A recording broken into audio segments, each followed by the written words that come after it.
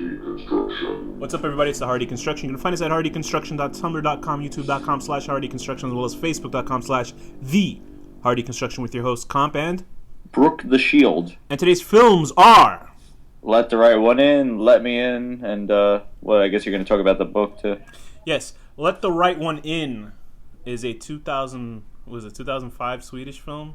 2008. 2008, yes. See how much I've been paying attention? 2008 Swedish horror film And about 2010 vampires, American. which was remade by Matt Reeves, the director of... Do you know? No, I'm horrible with What names. was that first-person movie with everything, all the giant monster attacking New York? Oh, Cloverfield. Right, he directed that one, and he did the remake of Let the Right One In as Let Me In. Let the Right One In, it's from a song. I can't The think chick of it. from Let Me In, that's the girl from Kick-Ass. Yes, it is. That's awesome. So let's go in order. I read the actual novel before I saw the film because I was a real fruit. I read the novel Let the Right One In, which is the... You're real fruit. Half the fucking things I read the book first. That's why you're a fruit, too. That's true. It's written by John Ajvide Lindqvist, which is... Very good pronunciation. Was it? I tried. So anyway, he wrote that novel. I read it in the library. Took it from the library. Then I saw the original film, Let the Right One In, which was Swedish. I loved it a lot. And then I saw the remake, which I kind of liked a lot as well, which is very surprising for me. But let's cover what Let the Right One Is first, because that one is very closer to the source material than the remake. Well, the Swedish is closer to the book? Yeah, it was written by the guy who wrote the book. Oh, okay. The guy who wrote the actual novel wrote the script for the Swedish version. Isn't he such an asshole? He is, right? He's like, I'm not doing it, but no one else us.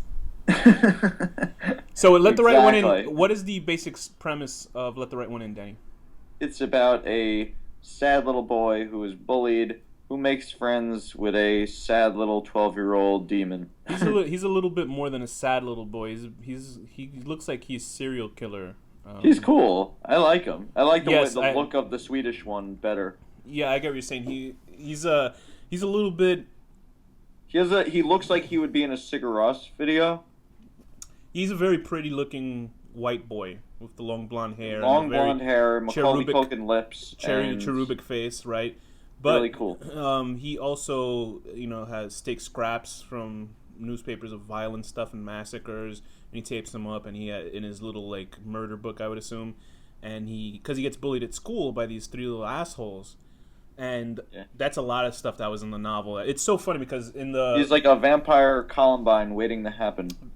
Practically, that's what he is. But in the novel, this is what was weird. The film version. What's so funny? I'm just picturing that, the scene where she goes into the swimming pool actually is his Columbine plan. Yeah, right. Imagine that's what it was. In the film version, I would almost say that the film version is almost a perfect adaptation of the novel if they cut 60% of the book out, which is very strange. Because how does that make sense? This is the thing. The novel covers at least 12 more characters that do not appear in the film. And the novel is very dense. It's a really good read, and it's a very cool read. And the premise is the same of this young, disaffected kid who's bullied a lot, and he has the inklings of being a mass murderer kind of. He's practicing Michael Myers in the making, basically, because in both films there's that section. I didn't get such a feeling of that though. I don't know. He seems just like a sad kid to me. The part with the scraps of all the murders and shit and knives. Yeah, but so what? I was into serial killers when I was younger. Who cares? But anyway, did you do that? Did you actually make scraps and stuff like that? I remember I read books about serial killers and I had pictures of them around my room. Well, this kid actually goes and buys knives and he stabs trees in preparation. Maybe he's trying to get sap. He wants to, make some pancakes or something, perhaps. And there's a lot in Sweden, and he's in the original novel, which is him. It's the basic story of him. I guess this kind of weirdo kid. He's not really weird. He's fat in the novel. That's why they I didn't really like that they kind of prettied him up for both films. He's really pretty in the American version. Jeez Louise, he looks That's like what they did with Carrie. he looks too. like a kid out of an H&M fucking magazine. Like he's so, ethereal and ghostly, you know what I mean? But in the original novel, he's like a fat kid. That's why they call him Piggy in the film. Although there's nothing piggish about him. He's not like a fat kid or anything like that. Right. And he's a fat kid, and that's why he eats chocolate all the time. He spends all his money eating chocolate, which makes him fat, and that's why the kids pick on him. In the Swedish film version, he's a skinny, svelte little boy that looks like he can be. Maybe they're not bullies. Maybe they're like Richard Simmons, but like more aggressive about it. They want to see him. They want to see him be fit. They don't like what he's doing to himself. On the parallel of him is there's the young vampiress Ellie, or vampire. Yeah. Excuse me, vampire. Did you figure out what the whole thing was with Ellie? What do you mean? That she's a vampire? Besides that, you have to expand on what you're saying. I don't know. Okay, I'll get to it. So Ellie was this 8 centuries old vampire. We don't know that yet, but I mean that's the whole premise of the film. Oh, is she centuries old? I didn't know that. No, obviously she's an old vampire. I didn't know she was that old. I thought maybe she was like 50 years old. I didn't know.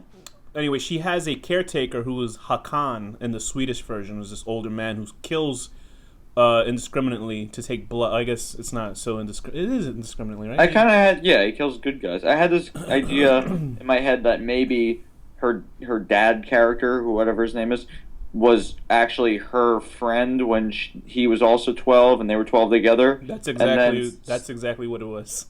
Because that's touched upon in the American version, not in the Swedish version for some reason. But I mean, you get the idea of it in the Swedish version because Hakan in the Swedish version. But here's the thing: in the Swedish version of the novel, which they don't really carry over to the film because for some reason maybe they had some kind of American sensibilities in making that film, or they just didn't want to do that. Hakan is a pedophile in the novel. Oh, really?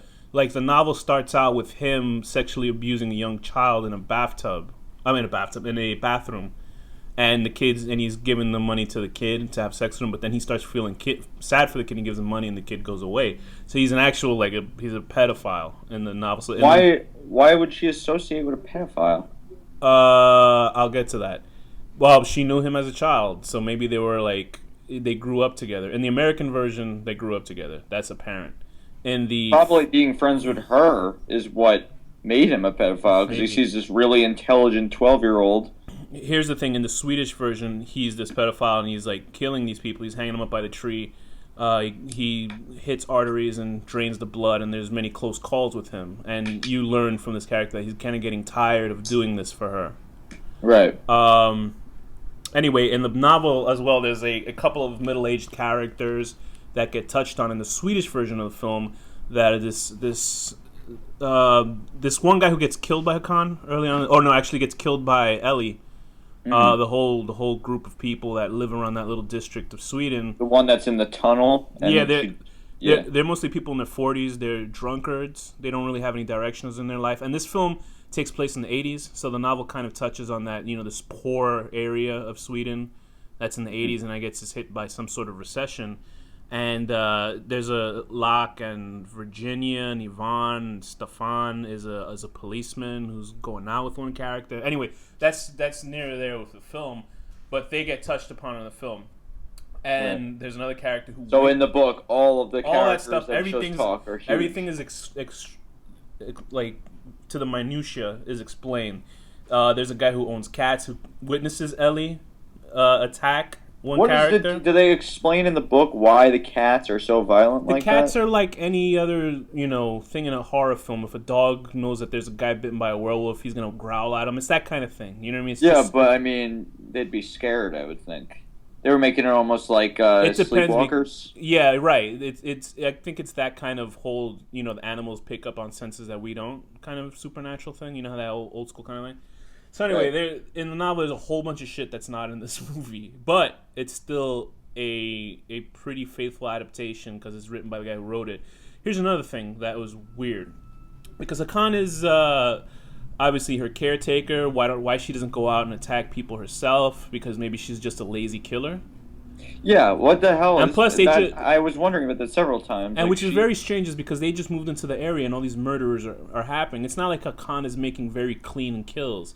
He'll take the blood and he'll leave, but he'll leave the body as is. And it's very weird. He kind of sucks at it, actually. He'll put the body, string the body up upside down, and then gut the artery. I think the murders in the American version are way more brutal than the actual Swedish version, although there's more murders in the Swedish version. I think that maybe it's because she's getting old, but yeah, Yeah, like probably. I was wondering why. But I think that Can't would be just go a out. huge red flag in this, that these people just moved in and all of a sudden there's these weird kind of almost satanic They don't have murders to going on. hunt in there. All she has to do is just go out. She's got super strength and flies and all these things. And kill people like 10 miles away and then move back. So the main kid, his name is Oscar, and he's being bullied by these three kids who is Johnny, and Connie. is that what it's Connie? His name's like Connie. Yeah, that's my mom's name.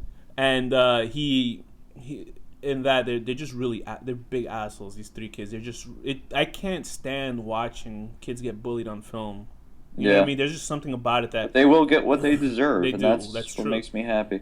But it bugs me to see that shit in film, especially in the novel. It bugged me a lot because they were really sadistic, and there were two scenes in this film that I wish that were in the film versions of both of these movies because it felt so cinematic in reading it. There's a part where I believe it was after or it was before. No, it was after he whacked him in the head. There's a part where Did that guy, the dad character, have sex with the vampire? With Ellie? In the American version, it's more implied. I think. Then they have that nasty picture of her vagina. It's like all like cracked and stuff. What was that about? Here's the thing. I'm gonna get to that. And so where was I talking about? So the little boy Johnny. Okay, so they're I don't know. There was a part in the film and also in the novel where this kid Oscar is sick of their shit. Because Ellie is telling him, listen, if you don't hit them back, they're just going to keep hitting you up. So it's like a confidence builder for this kid. As weird as the film is and as horrific it is, it's a coming of age tale. There's no question about that. So one day he gets a stick while the whole school is having this. They're having a trip to this ice area.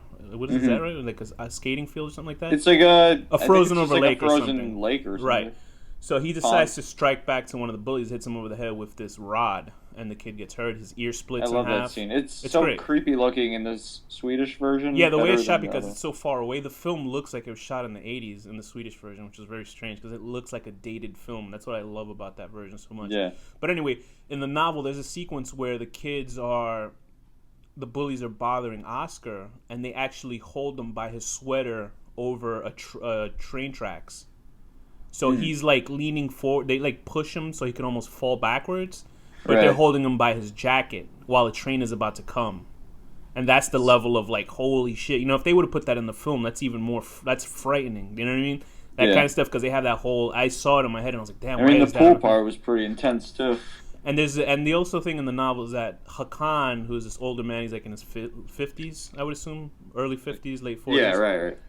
Since he's been doing all this work, he starts getting jealous that now Ellie, who introduces herself to Oscar, they start having this kind of friendship, which is very weird because Ellie is obviously an older creature, an older person than Oscar is, but they're able to have these conversations, and it's really weird. Like, she doesn't know what a Rubik's Cube is, and I don't know how. I guess because she stays in all the time, she wouldn't know much about stuff, but I would figure, you'd try to find something out about life. But Her only friend is a stupid pedophile. Right, sloppy serial killer. She's in a vampire. She's a child in a child's body. A vampire's in a child's body. Basically, Claudia from the Interview with a Vampire. Yeah. So let's get back to that part. There's a part where she goes and visits Oscar in his house, and this is after an attack, so she gets cleaned up. And she goes into a room to change, and explain what happens in that part.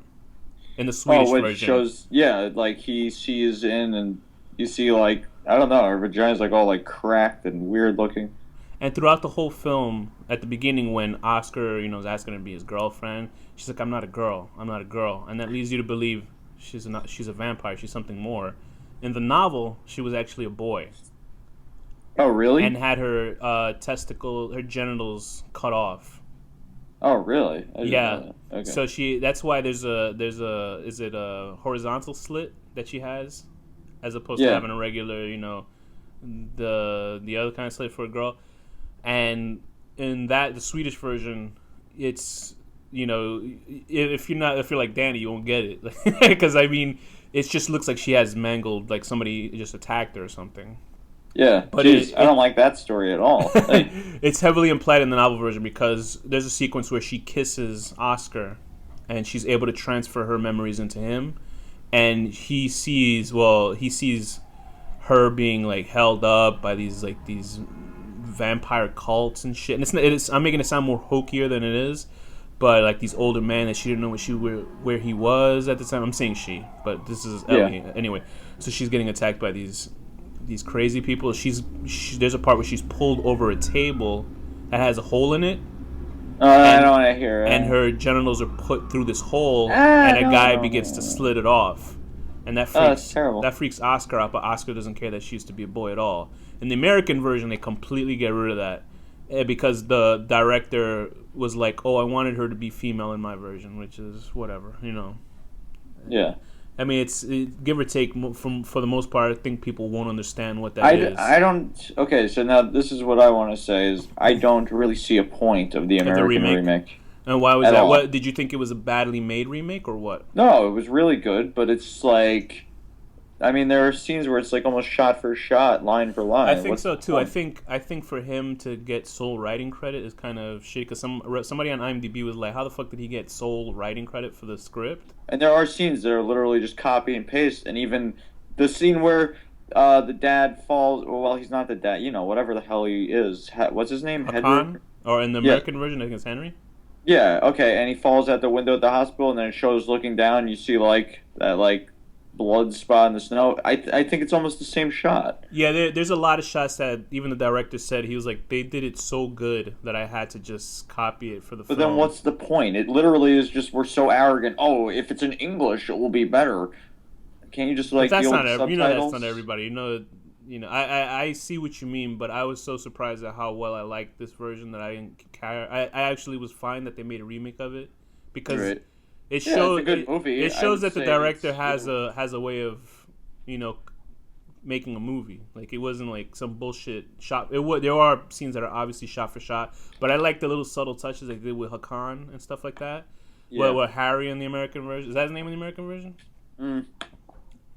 Okay, I got it I'm right here. not. I'm not. Sorry, I'm drinking water. I'm not actually sure what his name is, and I didn't catch his name in either one. I was just more so focusing on just the visuals and stuff like that. Let me see what his name is. In the American version, they changed all their names. The I don't think he has a name. Oscar is Owen, and Yeah, he's just the father. Ellie is Abby in this version.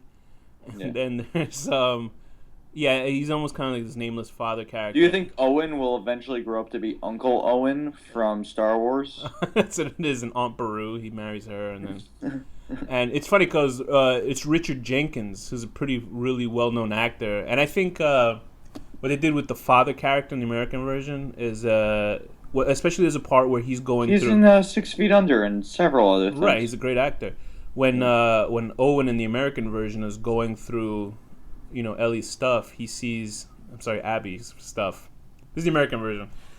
Yeah. He goes through his stuff. He sees this photograph of the father as a young kid with Abby. So Right. that I mean, it And that's not in the Swedish version, right. right? I think this was like the American version, trying to spell it out a little bit better for people. That's what I always thought it was. I always thought it was a cyclical kind of thing where Abby will always end up with a younger guy because she gets tired of whoever it is. It's Yeah, very and then weird. she'll turn Oscar now into that guy Right. eventually. Whenever we say Oscar and Ellie, we're just saying Owen and Abby. So we'll Oh preface yeah, it with sorry. the American version. So anyway, the father character is obviously it's very strange that he has this relationship with this childlike vampire, which would make sense in the Swedish version because he probably didn't grow up with her. Who knows? It wasn't really implied in that novel. That's Do what we I have to actually know remember. that she's like 200 years old? From the flashback in the novel, yeah. This is because I read the novel first, so I got all that information going into the film. Okay. So I mean, it's very open to interpretation with the film. And the American version is very explicitly stated because they're looking at a photo, and it's clearly they linger on it for a little bit too long, and you see her in the photo of this kid who's wearing glasses, just like the father character. Do you know what I mean? Why didn't she turn, Because then it her would be friend into a vampire? because then it would be two people stuck into the house instead of going out and killing people. For whatever reason, Abby in the American version and Ellie in the original version do not go out and hunt for themselves because it's always a mess. But she does sometimes. Right, and that always leads to a mess because then that gets the cops aware of stuff like that. Do you know what I mean? Right. And here's another thing: the Hakan character it's stated more in the Swedish version that she has to kill the person. It's almost like what was that movie that we saw a while back? Innocent Blood. Yeah. Yeah, she has to kill the break the neck. I was thinking that also. Like, she has to kill. Like she has to kill the person before they become a vampire because the bite is an infectious bite. And in the novel, which was pretty cool, but it's also very strange. There's no way they were going to put this in the film. Although I wish they had, but it would make the film something else. Hakan, he gives his life up because there's a part in the novel version. He goes and he tries to get another victim. He ends up getting caught by people and he pours acid on his face. In the American version, it's a really fucking cool version too, where he tries to kill this guy inside of a car. I love the shot of the car spinning around. It's amazing. It's like, what's happening the American here? version And then it shows it. It's so cool. The American version of the serial killer is fucking awesome. It's amazing. I love that whole section with the whole plastic bag over his face, and he just looks that was sick. Cool. I gotta give it that. It gives a genuine creepiness to the film that isn't in the original version with the serial killer, and plus the part when he nicks the artery. It's just so sudden and realistic, and I was like, "Shit, man, that just gave me the willies." Anyway, the father character in this, I mean, I keep saying the father because I just don't know how to. Right, that's his name in the Wikipedia. But yeah, that character is a lot more of like he seems like he enjoys being a serial killer in the American version. In the Swedish version, it seems like this is just like this duty that he has to do, and he doesn't. I don't know. Myself, I didn't see him that he enjoyed it myself.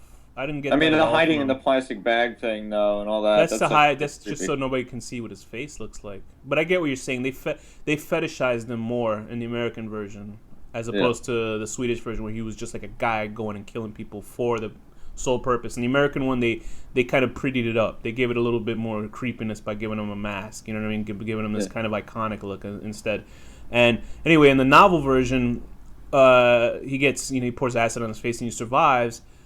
And he's in the hospital, and what happens is that Ellie now has to, doesn't have a caretaker. So he gives up himself, he sacrifices himself to her so she could drink some blood that night. And then he falls off out of his window, and it's a pretty cool shot in both of them. I think I like the Swedish version better when he falls off out of the window. But I like the look of him with the acid better in the Swedish version. Yeah, it looks a lot better the CG. Well, I'll get to that. But anyway, in the novel version, he turns into a ghoul. He disappears. He turns into a ghoul. When a vampire attacks somebody in a novel and they become like this mindless, blood-drinking maniac, it's a ghoul. It's not like, in other films when a person turns into a vampire, they'll turn into a vampire. Although the ghoul... A ghoul Innocent Blood had some of that. Right, so this one, they turn into ghouls, which are basically vampires, but super-powered vampires. And Hakan, the father figure, turns into a mutant, not a mutant, but because his face is all fucked up and he's all acid face, he turns into this killer vampire and he just attacks random people.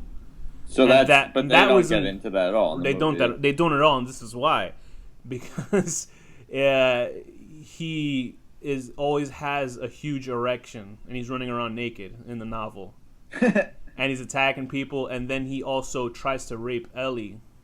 Towards the end of the film, right. They kill him, but he tries to rape her. But vampires don't care about sex. Well, in this novel, he did. All right, but I'm curious to read it. It sounds. It's cool. a really good novel. But I knew reading that I was like, how the fuck are they gonna do this for a movie? Like, you can obviously do it where he doesn't have a boner the whole time. But the whole point of his character is that he's bitter against Ellie because obviously she's now with Oscar. And he's trying to rape her, just trying to overtake her because now he has all this power to become a monster. You know what I mean? But she's probably more powerful than him anyway. Probably, yeah. And she does overtake him in the novel, I believe, or he does bite her, but he gets taken over anyway. But anyway, so they completely excise that character, or what happens, from then on. And they also took out the part where there's a whole section where Oscar goes with his father to visit his father because his parents don't have a very good relationship. I like what they did in the American version where they never show the mother's face. Because it's a nice artistic touch in the Swedish version. It's like the nanny in the Muppets. Yeah, it's just her feet. I always pictured it was just two legs, like there was nothing attached to it. There's like tentacles on top of it. Stumps and shit hanging out. But What are parts that you thought worked in the Swedish version? That well, obviously, I think you would say the whole thing would work against the. The whole thing. You know what it is? It's the vibe. Okay, so let's go with the American version. What are parts about the American version that you thought worked better than the Swedish version? I like the car crash scene better than Right. the scene where he's in like the locker room or whatever. Yeah. The Swedish. Uh, I think that's about the only thing I like better. Really? Yeah, I I love Abby, the actress who plays her. like Chloe Grace Moretz. Yeah. Yeah, I think I liked her more than the. No, there's something about the original that's cool, but I do like. I think I like Chloe them Grace equally, Moretz. but I love her. Yeah. Like, she's awesome. And then What do you think about but Cody Smith McPhee versus the original kid? I like the original kid better. And what was it about the new kid as Owen in the American version that kind of didn't do it for you? Was he too, I mean, too he did frail? it for me. It's just he's not as cool looking. Like, that kid has a look in the first one. We know who Danny wants to smooch now. But Uh-huh. I think the those American. big lips of his. I understand the kid in the American version sort of reminds me of who's the singer of the Wallflowers? Bob Dylan's son. Kinda has that, I like, don't know.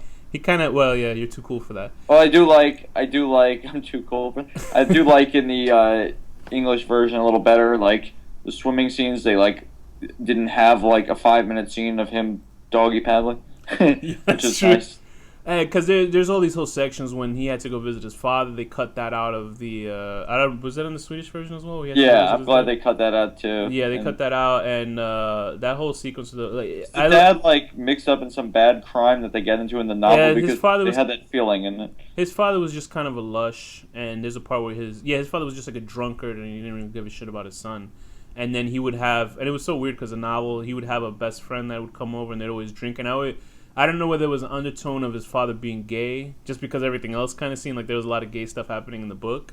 Mm-hmm. Not that there is, but obviously besides this kid having his penis cut off, and then that whole straight female kind of weird shit going on. Not that that's weird. I'm saying in the novel it's weird. You're just digging yourself deeper and deeper. I am. Oh boy, am I gonna get a call from Glad tonight?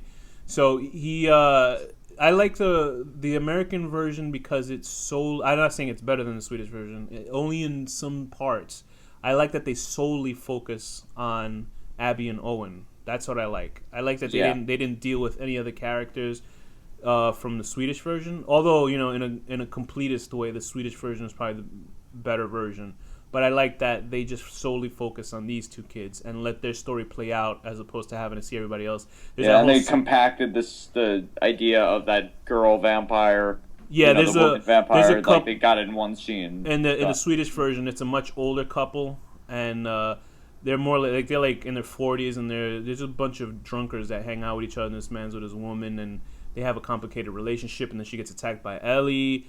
And she survives, but in the Swedish version, she gets, she's trying to deal with it because she's slowly turning into a vampire. You know what I mean? Which, I guess they didn't want to bring that many supernatural Don elements. Rickles, just like Innocent Right. Blood. And, yeah, that's what I was saying. I said that last time. And she... I wonder if Innocent... Oh, actually, that came way before. I wonder... Well, when did the novel get written? 2004, so yeah, it was way after Innocent Blood. I'm sure that they might have been lightly inspired by Innocent Blood. He was watching it with his fucking... What are those shoes that they wear in Sweden? Those wooden clogs? Clogs. Is that what they're called? Is that it? Clogs? No, it's with a C, isn't it? The wooden Clogs? sandals? Quick, look up Swedish shoes. So anyway, the girl in the American version, there's a whole sequence that they add in with... I already forget his name. Oscar. Owen. It looks through this. Yes, they're clogs. He's looking through. What is he looking at these people with? He's looking at them with telescope. a telescope. He's looking at these ladies getting naked and people making out and having sex. And there's another neighbor that's lifting weights. And I thought there was some weird sub story that maybe the couple killed that guy or the boyfriend killed that guy. It was very weird because it's very you don't know anything that's going on in the film. It's like a whole film about discovery. Do you know what I mean? And in the American version, they're much younger, and the woman gets attacked by the vampire as well. Why do they have to change their names? I don't understand this. I don't get it either. Like, Ellie is not that bizarre of a name. If you want to blame people, blame Matt Reeves, who directed the movie and wrote the script. Yeah, like if the name was like, if it was like a Japanese remake and the name was like Yoshiyama or something, then change it. Fine. Yeah, but Oscar, the name Oscar is Ellie and Oscar. These are normal names. It's not that hard. And because they also moved it from Sweden to New Mexico, And I swear to God, because I watch Breaking Bad, I can't even think of the idea of snowing in New Mexico, but it snowed a lot in New Mexico. I'm just horrible Yeah, with that was geography. another thing. I didn't know it snowed over there, I but had no idea. And we got Casey Jones as a cop in this movie.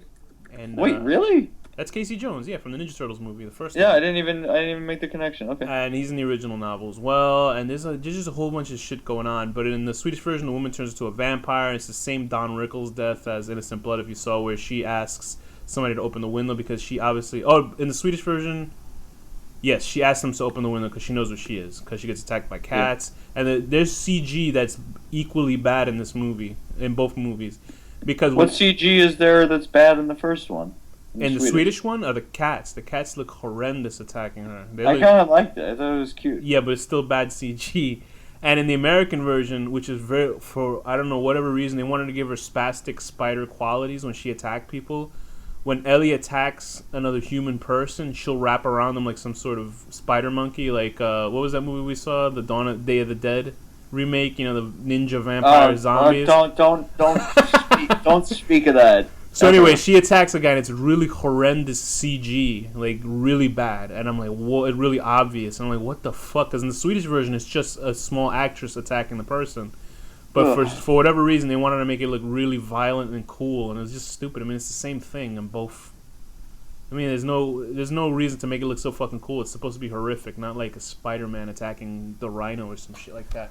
But what are aspects of the film that from the Swedish version of Let the Right One In that you thought spoke to you? Like, what did you pick up from the film itself as, I just love the whole slow-paced vibe and the way it's shot. Like, everything's kind of just like... It looks gritty, It looks so old, and it has that feeling. And, like, everything's kind of just, like, still wide shots. There's a lot of that going on. It's very art house. Especially the opening where... Great. It's like in the opening of the film of the Swedish version, it's darkness, and you just see snow falling. And silence, too. Yeah. And it's just, like, very, like, slow feeling, which I like sometimes. Yeah, it's very atmospheric, and there's, like, they've had these pretty cool 80s rock songs that they play, because there's a part where Oscar, like, just turns on this old record player, and he starts dancing to it, and it's just, like, a cool scene. For me, that was, like, a really cool stick-out scene. And then towards the finale of the film, there's another thing where the kids that bully Oscar, they covered him both. He has a brother that bullies him, and then in turn he bullies Oscar, and he's a real piece of shit in the novel as well. And he comes into play in this one in both versions. What they left out of both films, I believe, is that Oscar, because he's trying to take training weights and stuff like that, because he could stand up to these kids because he's led to feel better about himself by Ellie. He actually brings her to the gymnasium. Oh, okay. I was that's thinking why maybe she followed him out of concern. Right, and there's a weird rule about in the film because I like that idea. The whole original idea a vampire has to be invited into the house and actually show what happens if she's not invited in. That's like a Dracula idea right there. Right, yeah, and it's pretty cool in the film version because he says, "What'll happen if I don't let you in? I don't invite you into my house." So she starts walking. I think I like the Swedish version better of when the blood starts coming out of her face, and it looks a lot cooler. But in the American version, she starts having these spasms, and all this like blood starts leaking out of her face, which is pretty neat too. But it went longer in the. I think the problem is I saw the Swedish version first, and then I watched the American, and so when they're doing the same exact dialogue, I'm like, it's better in the other one. Yeah. So so her getting into this gymnasium at the end, because the whole big set piece at the end is that the brother character of the bully is holding Oscar underwater in both versions, Oscar and Owen. And Matt Reeves said, listen, the original ending was so perfect, this is how I'm going to do it. Originally, like in the novel, it plays out and it says everything that happens. So when I saw it in the theater, I was like, oh, okay, I know what's going on outside of the water. I got to appreciate the scene after. I wanted to see all the gore and the violence because these kids were... In the American one, she says she's leaving. Like, it makes you think she's, like, gone or something, and he's crying, and then she shows up at the thing anyway, which makes even less sense. Yeah, I think that's what it is supposed to instill a fear into the audience that this kid is going to die because she's not there to save him. Right. So when she does save him, she saves him way quicker in the American version than the Swedish version. You notice that? Like, as soon as his head's underwater... I didn't like that. I like it better when it drags it out, and he's so weird, he's not even resisting in the Because version. He's probably counting the 3 minutes in his head. You know what I mean? As Right. opposed Yeah. to Like freaking he's out. just so like numb and dead feeling. It's so cool. I don't know. But they were basically shot for shot the same shot. I'll give a slight edge to the visual in the American version because you actually see the kid, get dragged through the water upside down, which I thought was pretty neat. In the Swedish version, it's his feet that get dragged through the water, but it's very funny looking. But yeah, there's this whole violent shit at the end, and there's that whole rule. I think I was watching Buffy the Vampire Slayer, and they were asking Spike how he got into this building because he didn't let himself. They had the same rule of getting invited in, and he said, "Oh, it was a public place, and it says welcome, so I can come in." So maybe that in the American version, or maybe they just didn't give a fuck. But okay. The film, I think, eventually it's cyclical because the kid becomes the father version. He's gonna end up because there's that whole. See, if I were him, I'd totally be like, "Can you just wait till I go through puberty and then turn me into a vampire?" Yeah, but then she won't have somebody taking care of her and killing people for her. I don't think she would ever turn him into a vampire. I think that's what it is. Right. She's ultimately a selfish character. Although I guess so. Although you do. Well, we don't know how many times she's done this, though. Right. If we're assuming though she's with this guy, she's been with the father for let's say 40 years. Who was it before him? You know what I mean? It's that weird thing. And in the American version, they put in this whole idea of Romeo and Juliet, like they force it into the movie. And that could explain why the father character doesn't want her talking to him. Right.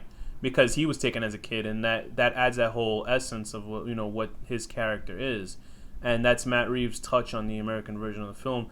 And the writer Thomas was like, because I'm not gonna say his last name again. He said he was happy that of both adaptations of his. He was happy because he obviously wrote the original Swedish film version, but he said he was happy with this American version too.